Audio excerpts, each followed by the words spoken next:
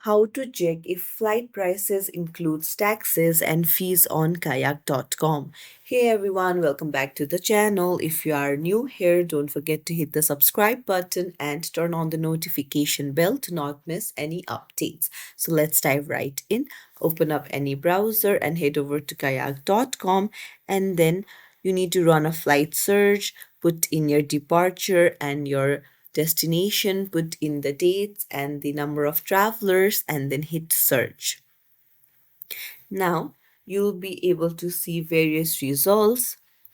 Now you can tap on view deal, and then a new page will open up. Now here you'll be able to see the flight cost and then the taxes, fees, and charges. So here you'll get your price details. So if you found this tutorial helpful, don't forget to like the video and subscribe to our channel for more tips and tricks.